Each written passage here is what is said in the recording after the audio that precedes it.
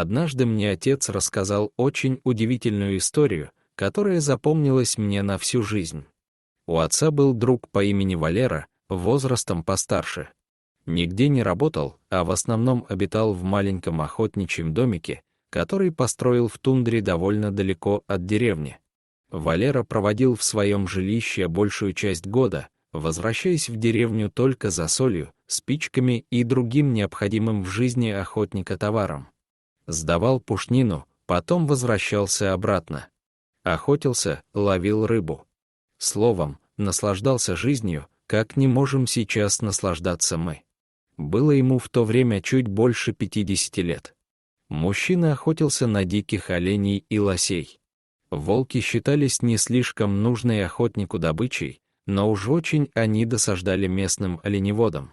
Не раз и не два волки окружали его худое жилье, которое даже забором не было защищено.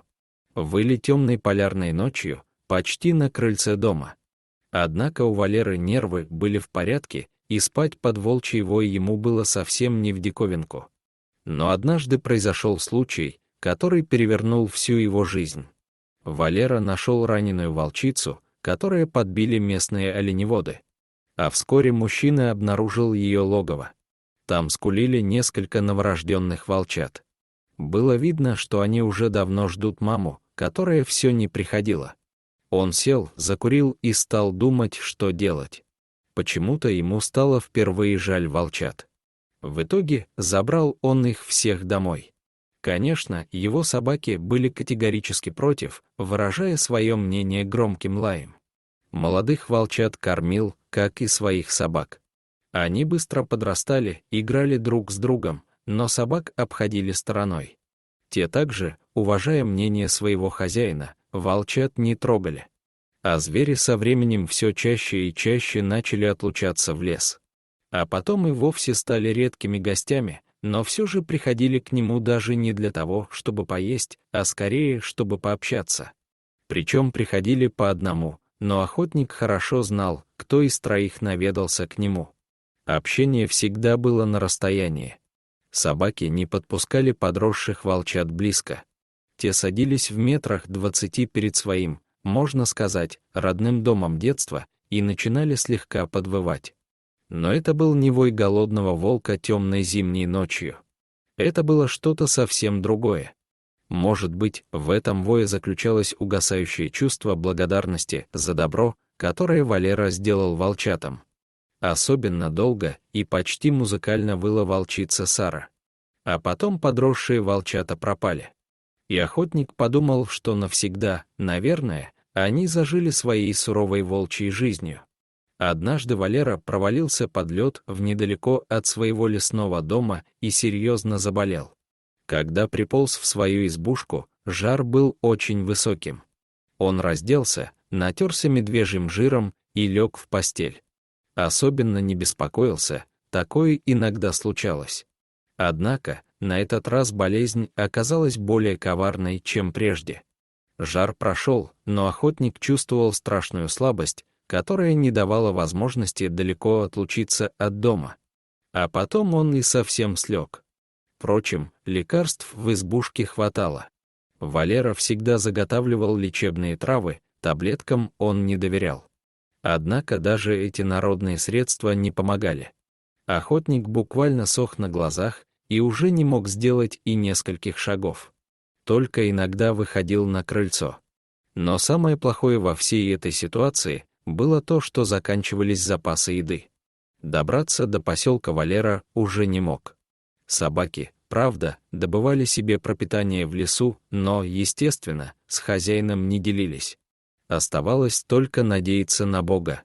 Несколько раз по ночам Валера слышал знакомый волчий вой. Или ему это чудилось? Неужели Сара? Думал он, подозревая самого себя, что у него начались галлюцинации. На то, что его будут искать, Валера не надеялся. Не пришел охотник со своего участка, ну и списали его. Никто не пойдет в тундре искать человека, да и бесполезно это. Вертолетов не было даже снегоходов. Найти в таких условиях пропавшего охотника было просто невозможно. Понимая все это, Валера приготовился к смерти.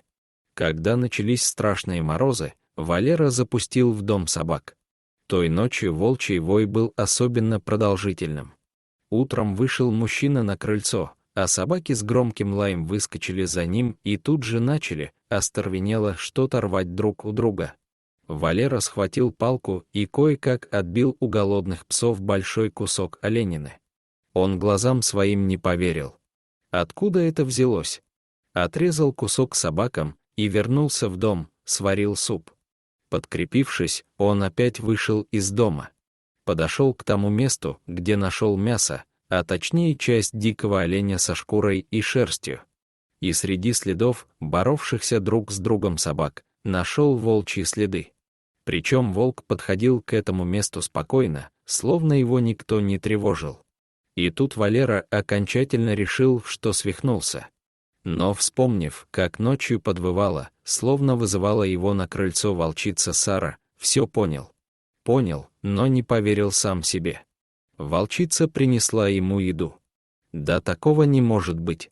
Волк — дикое животное, он не способен на такое. На такое не способна даже собака. Но факт оставался фактом. Через несколько дней Валеру нашли проходившие мимо охотники. Они на носилках привезли мужчину в деревню. И с тех пор Валера никогда не стрелял в волков. Вот такую удивительную историю рассказал в ту зимнюю ночь мой отец.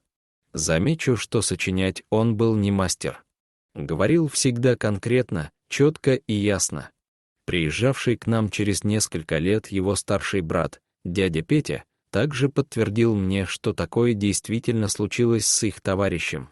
Вот такая интересная и удивительная история. Дорогие зрители, если вам понравилось это видео, то ставьте лайк и подписывайтесь на наш канал. До свидания.